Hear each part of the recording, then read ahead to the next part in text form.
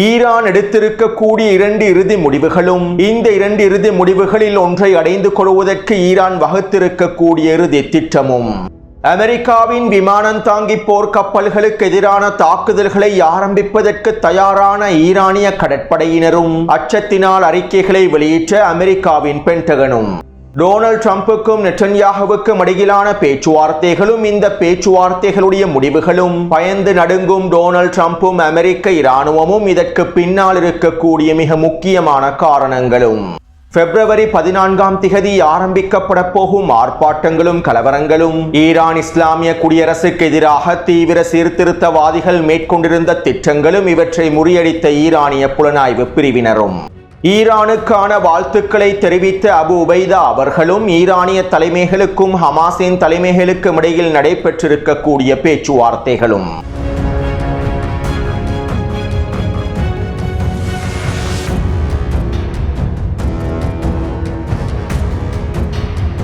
ஓமானுக்கு விஜயம் செய்து அதிரடியான பேச்சுவார்த்தைகளை மேற்கொண்டு யமன் ஹவுதி இராணுவ தலைமைகளையும் சந்தித்து அடுத்த கட்ட காய் நகர்த்தல்களையும் மேற்கொண்டதற்கு பின்பு நேற்று மாலை ஈரானிய தேசிய பாதுகாப்பு சபையின் உச்ச தலைவர் அலி லர்ஜானி அவர்கள் கத்தாருக்கு விஜயம் செய்திருந்தார். இதன்போது கத்தாரி அமீரையும் பிரதமரையும் சந்தித்து விசேட கலந்துரையாடல்களை மேற்கொண்டிருந்தார். மேலும் இந்த கலந்துரையாடலின் போது அமெரிக்காவுடனான பேச்சுவார்த்தைகள் தொடர்பாகவும் ஈரானினுடைய உறுதியான நிலைப்பாட்டையும் அலி லர்ஜானி அவர்கள் கத்தாரிய தலைமைகளிடத்திலே தெரிவித்துள்ளார். நாங்கள் அணுசக்தி திறன்கள் தொடர்பாக மாத்திரமே பேச்சுவார்த்தைகளை மேற்கொள்வோம். ஈரானின் ஏவுகணை திறன்கள் தொடர்பாகவோ எதிர்ப்பற்றுகளுக்கான ஆதரவுகள் தொடர்பாகவோ எந்தவிதமான பேச்சுவார்த்தைகளையும் மேற்கொள்ளப் போவதில்லை. செறிவூற்றப்பட்ட யுரேனியத்தையும் நாங்கள் நாடு கடத்தப் போவதில்லை. மேலும் அமெரிக்கா ஈரானுக்கு எதிரான தாக்குதல்களை ஆரம்பித்தால் நாங்கள் மத்திய கிழக்கு போரை ஆரம்பிப்போம். மத்திய கிழக்கிலே இருக்கக்கூடிய அனைத்து தளங்களையும் அமெரிக்காவினுடைய நலன்களையும் இலக்கு வைத்து உச்ச பதிலடி தாக்குதல்களை மேற்கொள்வோம் என ஈரானிய உச்ச தேசிய பாதுகாப்பு சபையினுடைய தலைவர் அலி லர்ஜானி அவர்கள் கத்தாரிய தலைமைகளுக்கு உத்தியோகபூர்வமாக அறிவித்துள்ளார். அத்தோடு இந்த கலந்துரையாடல்களை தொடர்ந்து அலி லர்ஜானி அவர்கள் கத்தாரிலே இருக்கக்கூடிய ஹமாஸின் தலைவர்களை சந்தித்து விசேட கலந்துரையாடல்களையும் மேற்கொண்டுள்ளார். குறித்த கலந்துரையாடல் தொடர்பான புகைப்படங்களை டெலிகிராம் சேனலில் பதிவிட்டுள்ளேன். மேலும் இந்த கலந்துரையாடல்களின் போது ஹமாஸினுடைய தலைவர்கள் ஈரானிய உச்ச தலைவர் இமாம் அலி கமேனி அவர்களுக்கு வாழ்த்து செய்தி ஒன்றையும் அனுப்பியுள்ளார்கள். பல அச்சுறுத்தல்களுக்கும் தடைகளுக்கும் மத்தியில் பல ஆண்டுகளாக பலஸ்தீனிய மக்களுக்காகவும் பலஸ்தீனிய போராளிகளுக்காகவும் அனைத்து விதமான உதவிகளையும் மேற்கொண்டு வரக்கூடிய ஈரானிய உச்ச தலைவர் இமாம் அலி கமேனி அவர்களுக்கு நன்றி தெரிவிக்கும் வகையிலேயே இந்த கடிதத்தினை ஹமாஸினுடைய தலைவர்கள் அலி லர்ஜானி அவர்களிடம் ஒப்படைத்திருப்பதாக தெரிவிக்கப்படுகின்றது. மேலும் ஈரான் இஸ்லாமிய குடியரசின் 47வது ஆண்டுக்கான வாழ்த்துக்களையும் ஹமாஸினுடைய தலைவர்கள் தெரிவித்துள்ளார்கள்.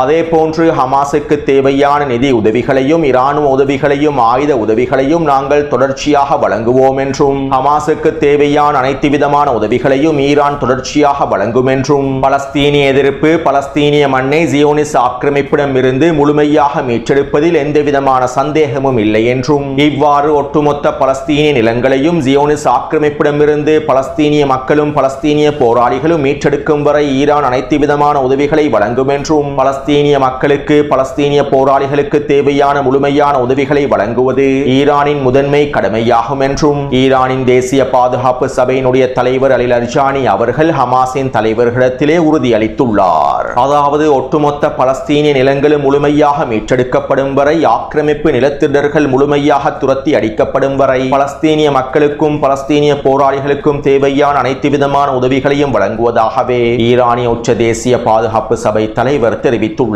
மேலும் இந்த உதவிகளை பலஸ்தீனிய மக்களுக்கும் பலஸ்தீனிய போராளிகளுக்கும் வழங்குவதனை ஈரான் அதனுடைய முதன்மை கடமைகளில் ஒன்றாகவே பார்க்கின்றது.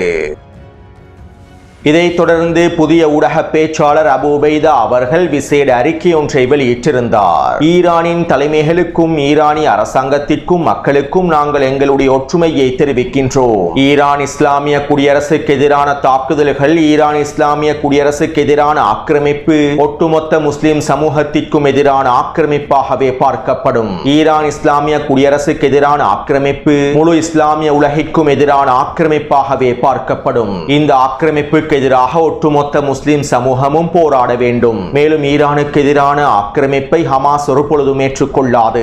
இதிலே ஹமாஸ் உறுதியாக இருக்கின்றது. கடந்த ஜூன் மாதம் ஆக்கிரமிப்புக்கு எதிராக ட்ரூபோமிஸ்திரி தாக்குதல்களை மேற்கொண்டு ஆக்கிரமிப்புக்கு சிறந்த பாடத்தினை கற்பித்த ஈரானிய ஆயுதப்படைகளுக்கான நம்பிக்கையை நாங்கள் தெரிவிக்கின்றோம். ஈரான் இஸ்லாமிய குடியரசு தற்போது எதிர்கொள்ளக்கூடிய அச்சுறுத்தல்கள், தடைகள், கடந்த கால தாக்குதல்கள் மற்றும் பலஸ்தீனிய மக்களுக்கான நேரடியான வெளிப்படையான உதவிகள் மற்றும் எதிர்ப்புக்கான முழுமையான ஆதரவு காரணமாக அதன் தலைவர்களுக்கும் மக்களுக்கும் எதிராக பழிவாங்கக்கூடிய செயற்பாடுகளை நாங்கள் வன்மையாக கண்டிக்கின்றோம். இறைவனின் அருளாலும் உம்மாவின் சுதந்திர மக்களினாலும் இந்த எதிர்ப்பு அல்-அக்ஸா வெள்ளப்போரின் மூலமாக புகழ் பெற்ற உறுதியை அடைந்துள்ளது. மேலும் நாங்கள் அனைவரும் ஒன்றிணைந்து இறுதி வரை ஜியோனிஸ்ட் ஆக்கிரமிப்புக்கு எதிராக போராடுவோம் என குறித்த அறிக்கையில் அவர் தெரிவித்துள்ளார்.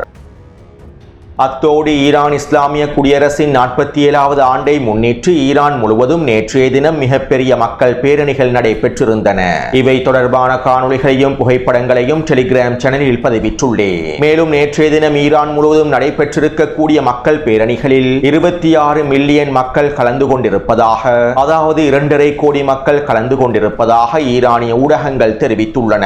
கடந்த வருடத்தை விட இந்த வருடம் அதிகளவான ஈரானிய மக்கள் வீதிகளிலே களமிறங்கி ஈரான் இஸ்லாமிய குடியரசுக்கான ஆதரவை வெளிப்படுத்தியுள்ளார்கள்.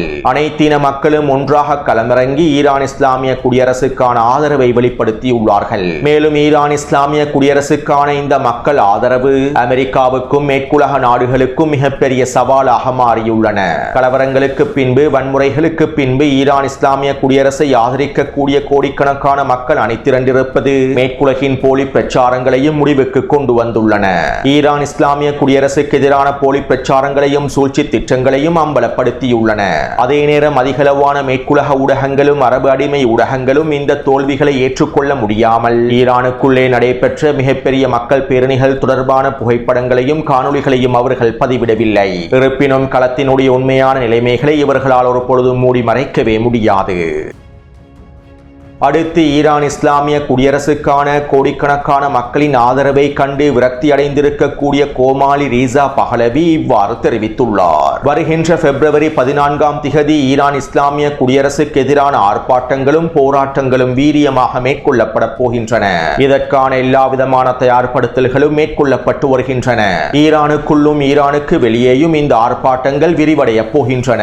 மேலும் இந்த ஆர்ப்பாட்டங்களுக்கு, போராட்டங்களுக்கு தயாராக கூடியவர்கள் கவனச்சிதறல்களில் சிக்கிக் கொள்ளாமல் அவர்களுடைய தயார்படுத்தல்களை முழுமையாக்க வேண்டும். ஏனென்றால் எங்களுடன் அமெரிக்கா இருக்கின்றது, உங்களுக்காக டொனால்ட் ட்ரம்ப் இருக்கின்றார், உங்களோடு அமெரிக்கா இருக்கின்றது. ஈரானிய தேசத்தின் சிங்கம் மற்றும் சூரிய புரட்சிக்கு அனைவரும் தயாராகுங்கள். இந்த புரட்சியிலே நாங்கள் வெற்றி பெறுவோம் என கோமாளி ரீசா பஹலவி கருத்துக்களை வெளியிட்டுள்ளார். அதாவது ஈரான் இஸ்லாமிய குடியரசுக்கு எதிராக இவர்கள் மேற்கொள்ள போகும் கலவரங்களுக்கும் வன்முறைகளுக்கும் சிங்கம் மற்றும் சூரிய புரட்சி என பெயர் வைத்துள்ளார்கள். ஈரானின் மன்னராட்சியின் போது பயன்படுத்தப்பட்ட கொடியிலே இருக்கக்கூடிய சூரியன் மற்றும் சிங்கத்தை வைத்தே இந்த புரட்சியையும் இவர்கள் அடையாளப்படுத்தியுள்ளார்கள். அத்தோடு வருகின்ற 14ஆம் திகதி ஈரானுக்கு வெளியே இருக்கக்கூடிய ஈரானிய தூதரகங்களுக்கு முன்னால் ஜியோனிச கைக்கூலிகளும் ஆர்ப்பாட்டக்காரர்களும் அணிதிரண்டு ஆர்ப்பாட்டங்களை மேற்கொள்வதற்கு திட்டமிட்டுள்ளார்கள். அதே போன்று ஈரானுக்குள்ளும் ஆர்ப்பாட்டங்களை மேற்கொள்வதற்கு திட்டமிட்டுள்ளார்கள். மேலும் வருகின்ற 18ஆம் 19ஆம் திகதிகளிலும் ஈரானுக்குள்ளே ஆர்ப்பாட்டங்களையும் வன்முறைகளையும் கலவரங்களையும் மேற்கொள்வதற்கும் திட்டமிட்டுள்ளார்கள். அதே நேரம் இவற்றை தடுத்து நிறுத்துவதற்காக ஈரானிய பாதுகாப்பு படையினரும் ஈரானிய IRGC இராணுவமும் அனைத்து விதமான வேலை திட்டங்களையும் சிறப்பாக மேற்கொண்டு வருகின்றார்கள். பெரும்பாலும் இந்த ஆர்ப்பாட்டங்கள் ஆரம்பிக்கப்படுவதற்கான, கலவரங்கள் ஆரம்பிக்கப்படுவதற்கான வாய்ப்புகள் குறைவாகவே இருக்கின்றன. அடுத்து ஈரானிய IRGC புலனாய்வு பிரிவினர் தீவிர சீர்திருத்தவாதிகளில் பல பேரை கைது செய்திருந்தார்கள். இவை தொடர்பாக முன்னைய காணொளிகளில் தெளிவாக குறிப்பிட்டிருந்தேன். மேலும் இவர்களுடைய கைதுகளுக்கு பின்னால் இருக்கக்கூடிய காரணங்கள் தொடர்பான சில தகவல்கள் வெளியாகியுள்ளன. அதாவது இந்த தீவிர சீர்திருத்தவாதிகளும் அதனுடைய தலைமைகளும் ஆர்ப்பாட்டங்களுக்கு பின்பு ஈரானிய உச்ச தலைவர் இமாம் அலி கமேனி அவர்களை பதவியிலிருந்து நீக்க வேண்டும் என்றும் ஈரானிய உச்ச தலைவரின் அதிகாரங்களை ஈரானிய ஜனாதிபதி மசூத் பதஷ்கியான் பாராளுமன்ற சபாநாயகர் கலிபாஃப் மற்றும் தலைமை நீதிபதிக்கு வழங்க வேண்டும் என்றும் இவர்கள் மூவரையும் உள்ளடக்கியிருக்கக்கூடிய கூட்டு சபைக்கே ஈரானிய உச்ச தலைவரின் அதிகாரங்கள் வழங்கப்பட வேண்டும் என்றும் பிறகு அரசியலமைப்பு சட்டத்திட்டங்களை மாற்றுவதற்கான தேர்தல்களையும் மேற்கொள்ள வேண்டும் என்றும் இதற்கான கூட்டறிக்கைகளை வெளியிடுவதற்காகவே தீவிர சீர்திருத்த தலைமைகளும் புள்ளிகளும் தயாராக இருந்ததாகவும் தகவல்கள் வெளியாகியுள்ளன. மேலும் இவர்களுடைய இந்த திட்டங்களை இவர்களுக்குள்ளே இருந்த உளவாளி ஈரானிய IRGC இராணுவத்திடம் குறிப்பிட்டுள்ளார். இதைத் தொடர்ந்து ஈரானிய IRGC புலனாய்வு துறையினர் இவர்களை முழுமையாக கைது செய்துள்ளார்கள் என தெரிவிக்கப்படுகின்றது. சுருக்கமாக குறிப்பிடுவதாக இருந்தால் இந்த தீவிர சீர்திருத்த புள்ளிகள் அனைவரும் ஒன்றிணைந்து ஈரானிய உச்ச தலைவரை பதவியிலிருந்து நீக்கிவிட்டு அவருடைய அதிகாரத்தை ஜனாதிபதிக்கும் பாராளுமன்றத்திற்கும் வழங்கி ஈரானுக்குள்ளே தேர்தல்களை மேற்கொண்டு புதிய அரசியலமைப்பை உருவாக்குவதற்கே திட்டமிட்டுள்ளார்கள். ஈரானின் நிர்வாக கட்டமைப்புகள் தொடர்பாக ஒரு வருடத்திற்கு முன்பே நான் காணொளிகளில் தெளிவாக குறிப்பிட்டிருந்தேன். ஈரானின் ஜனாதிபதியும் பாராளுமன்றமும் செயற்பட்டாலும் ஒட்டுமொத்த அதிகாரத்தையும் கட்டுப்படுத்தக்கூடிய தலைமையாக ஈரானிய உச்ச தலைவரே காணப்படுகின்றார். மேலும் ஈரானிய உச்ச தலைவருக்கு கீழால் அசெம்பிளி ஆஃப் எக்ஸ்பர்ட் குழுவும் காணப்படுகின்றது. மேலும் இந்த நிர்வாக கட்டமைப்பே ஈரான் இஸ்லாமிய குடியரசின் மிகப்பெரிய பலமாகும். 1979 ஆண்டு உருவாக்கப்பட்ட ஈரானிய அரசியலமைப்புக்கு கீழாலேயே இந்த நிர்வாக கட்டமைப்புகள் உருவாக்கப்பட்டுள்ளன. இதனாலேயே தற்போது இந்த சீர்திருத்தவாதிகளும் சீர்திருத்த தலைமைகளும் ஈரானிய உச்ச தலைவரை பதவியிலிருந்து நீக்கிவிட்டு புதிய அரசியலமைப்பை உருவாக்குவதற்கு திட்டமிட்டுள்ளார்கள். மேலும் இவை தொடர்பான உளவு தகவல்களை பெற்றுக் கொண்டதற்கு பின்பே ஈரானிய IRGC இராணுவத்தினர் இவர்களை கைது செய்வதற்கான வேலை திட்டங்களை முன்னெடுத்துள்ளார்கள். மேலும் இவர்களுடைய இந்த முயற்சிகளையும் முறியடித்துள்ளார்கள்.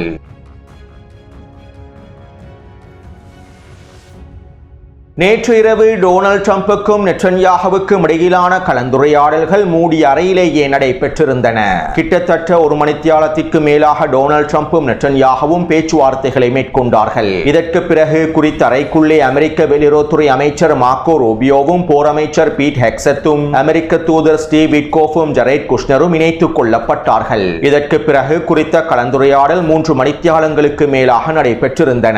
மேலும் 3 மணித்தியாலங்களுக்கு மேலாக நடைபெற்ற கலந்துரையாடலை தொடர்ந்து டொனால்ட் ட்ரம்ப் ட்ரூத் சோஷியல் தளத்தில் இவ்வாறு தெரிவித்தார். பிரதமர் நெட்டன்யாகுவுடனான சந்திப்பை நான் இப்போது தான் முடித்தேன். இது ஒரு சிறந்த சந்திப்பாக அமைந்திருந்தது. எங்களுக்கிடையிலான வலுவான உறவை வெளிப்படுத்தும் சந்திப்பாகவே அமைந்திருந்தது. தற்போது நாங்கள் ஈரானோடு பேச்சுவார்த்தைகள் மூலமாக ஒரு ஒப்பந்தத்தினை எட்ட முடியுமா அல்லது முடியாதா என்பதனை பார்க்க வேண்டும். வேறு எந்த விடயங்களையும் முடிவுகளையும் இந்த பேச்சுவார்த்தைகளில் நாங்கள் எடுக்கவில்லை. பேச்சுவார்த்தைகள் சிறப்பாக முடிந்தால் ஒரு ஒப்பந்தம் இருக்கும்.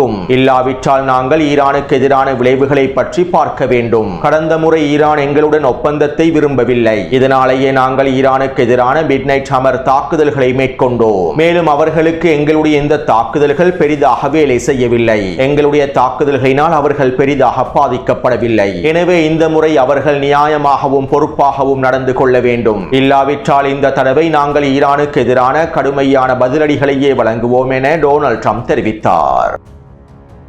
அத்தோடு 3 மணி நேரத்திற்கு மேலாக நடைபெற்ற பேச்சுவார்த்தைகளில் ஈரானுக்கு எதிரான எந்தவிதமான முடிவுகளையும் எடுக்கவில்லை என்று டொனால்ட் ட்ரம்ப் தெரிவித்திருப்பது டொனால்ட் ட்ரம்பினுடைய மிகப்பெரிய பொய்யாகும். ஜியோனிச தலைவர்களின் இந்த பொய்களை யாரும் நம்ப போவதில்லை. நெட்டன்யாகு ஈரானுக்கு எதிரான தாக்குதல் திட்டங்களையும் ஈரானுக்கு எதிரான ரகசிய நடவடிக்கைகள் தொடர்பான விவரங்களையும் அதற்கான திட்டங்களையுமே டொனால்ட் ட்ரம்பிடம் முன்வைத்துள்ளார். இந்த கலந்துரையாடலின் போது ஈரானுக்கு எதிரான தாக்குதல் திட்டங்கள் முழுமையாக விவாதிக்கப்பட்டுள்ளன.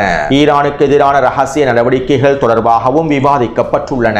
மேலும் டொனால்ட் ட்ரம்புக்கு நெட்டன்யாகு முழுமையான திட்ட வரைபடத்தையும் வழங்கியுள்ளார். ஈரானின் ஏவுகணை தளங்களை இலக்கு வைத்து தாக்குதல்களை மேற்கொள்ளக்கூடிய பொறுப்பை நெட்டன்யாகுவும் எடுத்துள்ளார். மேலும் அமெரிக்காவும் இஸ்ரேலும் ஒன்றிணைந்து ஈரானுக்குள்ளே ரகசிய நடவடிக்கைகளை மேற்கொள்வதற்கான வேலை திட்டங்களையும் முன்வைத்துள்ளார் என சில அமெரிக்க ஆதாரங்கள் தகவல்களை வெளியிட்டுள்ளன.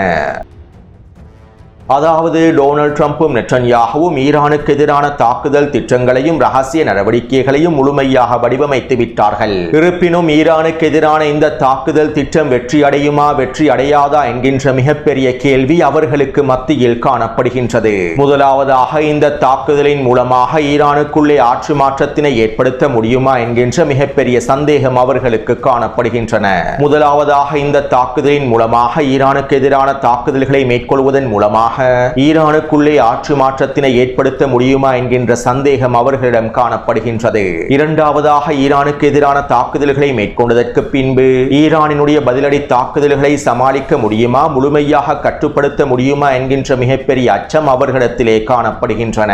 ஈரானின் பதிலடி தாக்குதல்களையும் மத்திய கிழக்கு பிராந்தியத்திலே ஈரான் மேற்கொள்ள போகும் செயற்பாடுகளையும் கண்டு டொனால்ட் ட்ரம்பும் டொனால்ட் ட்ரம்பினுடைய நிர்வாகமும் அமெரிக்க இராணுவமும் பயப்படுகின்றார்கள். சுருக்கமாகவும் தெளிவாகவும் குறிப்பிடுவதாக இருந்தால் டொனால்ட் ட்ரம்ப் ஈரானுக்கு எதிரான தாக்குதல்களை மேற்கொள்வதற்கு விரும்புகின்றார். ஆனால் ஈரானுக்கு எதிரான தாக்குதல்கள் மிகப்பெரிய மத்திய கிழக்கு போராக மாறுவதனை அவர் விரும்பவில்லை. என்னுடைய ஆட்சியின் கீழால் மத்திய கிழக்கில் அமைதி நிலவுகின்றது என்கின்ற பிரச்சாரங்களை கைவிடுவதற்கு டொனால்ட் ட்ரம்ப் விரும்பவில்லை.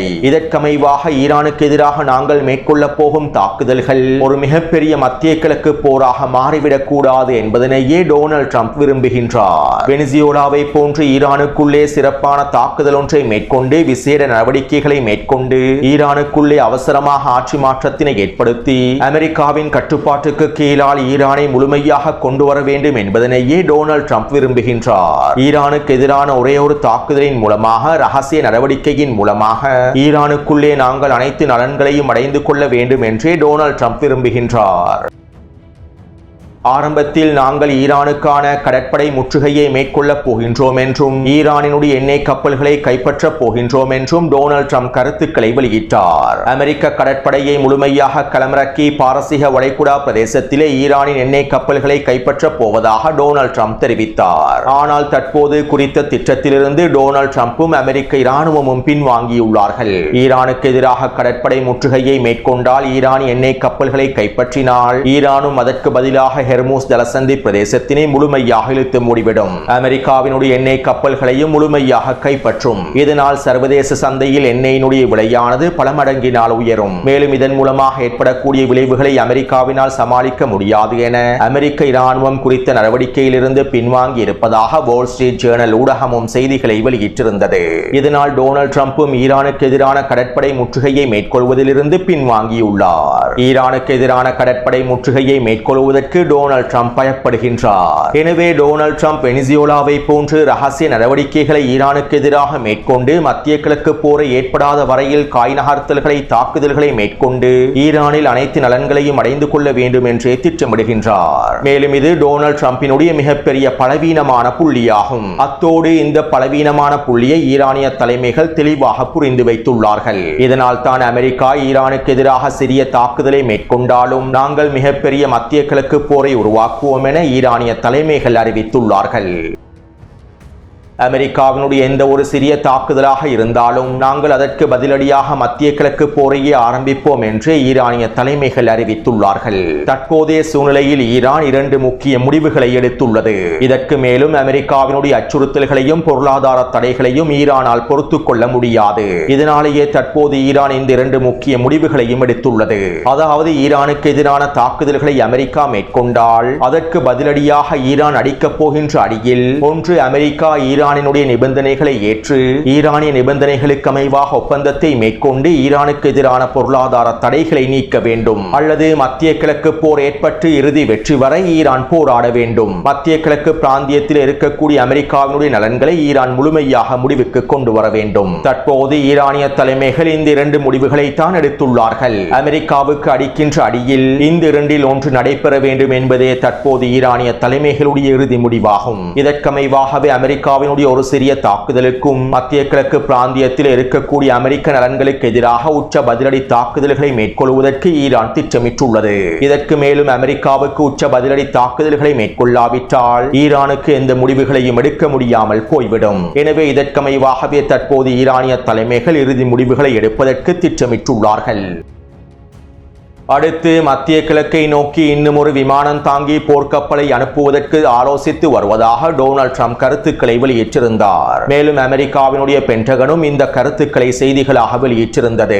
இதைத் தொடர்ந்து ஈரானிய தலைமைகள் மத்தியஸ்தர்கள் மூலமாக அதிரடியான அறிவிப்பொன்றை வெளியிட்டிருந்தார்கள். பேச்சுவார்த்தைகளுக்கு மத்தியில் மத்திய கிழக்கு பிராந்தியத்தை நோக்கி அமெரிக்கா இன்னும் ஒரு விமானம் தாங்கி போர்க்கப்பலை அனுப்புமாக இருந்தால் அது போருக்கான அழைப்பாகவே கருதப்படும் என்றும் பேச்சுவார்த்தைகளை குறைமதிப்பிற்கு உட்படுத்த பொருட்படுத்தக்கூடிய விடயமாகவே பார்க்கப்படும் என்றும் மேலும் இதற்கு பதிலடிகளை நாங்கள் ஆரம்பிப்போம் என்றும் ஈரானிய தலைமைகள் மத்தியஸ்தர்கள் மூலமாக செய்திகளை அனுப்பியுள்ளார்கள். அதாவது இன்னும் ஒரு அமெரிக்க விமானம் தாங்கி போர்க்கப்பல் மத்திய கிழக்கு பிராந்தியத்தில் களமிறங்கினால் நாங்கள் குறித்த போர்க்கப்பலுக்கு எதிராக தாக்குதல்களை மேற்கொள்வோம் என்றும் இது போரினுடைய ஆரம்பமாக அமைந்திருக்கும் என்றும் ஈரானிய தலைமைகள் வெளிப்படையாக அறிவித்துள்ளார்கள். மேலும் இந்த அறிவிப்புகளை தொடர்ந்து பென்டகன் அறிக்கைகளை வெளியிட்டிருந்தது. இன்னும் நாங்கள் விமானம் தாங்கி போர்க்கப்பலை மத்திய கிழக்கை நோக்கி அனுப்பவில்லை, இதற்கான உத்தரவுகள் எங்களுக்கு இன்னும் கிடைக்கப்பெறவில்லை என அச்சத்தில் அமெரிக்க பென்டகன் குறித்த அறிக்கையை வெளியிட்டிருந்தது.